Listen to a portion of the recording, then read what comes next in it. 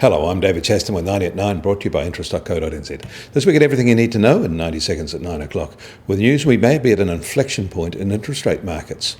Holders of high-grade corporate and sovereign bonds are seeing their capital values fall. Yields are rising. We saw that in the recent New Zealand government bond tenders where demand is brisk, but that investors want and are getting higher yields. It's also reflected in the steepening of the interest rate curves. For committing long, investors want higher compensation because they now think rates will be higher in the future. This trend has started by the end of additional QE by the US Fed and the beginning of official benchmark rate hikes. Briefly, the Trump effect boosted yields.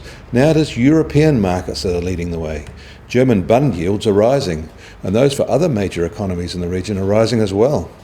Behind all this is rising and current inflation and rising inflation expectations. And ECB members are now starting to talk about exiting their QE programs. The higher European rate rises cannot be sustained on their own, but if rates also keep rising in the US, together this can move markets in the intermediate term. For us here, expect our KiwiSaver funds exposed to bond prices to struggle to maintain their unit prices, and higher yields will likely hurt other asset prices, like real estate. Commercial real estate first, but residential as well, as interest rate rises are sustained for a few quarters.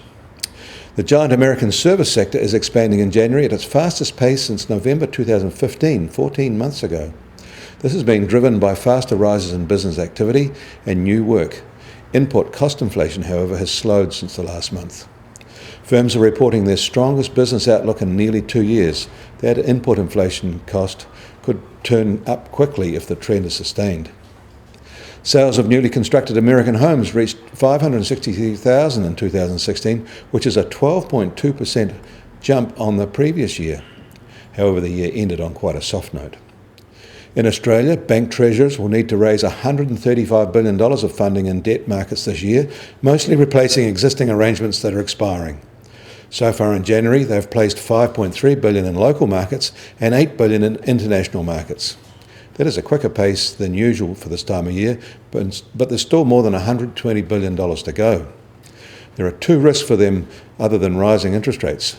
Firstly, the likely downgrade of the Australian sovereign credit rating will probably add 0.2% to their costs, and the proportion they would normally source in the US private placement markets will find lower demand and higher costs due to new American rules on what risks fund managers can take there.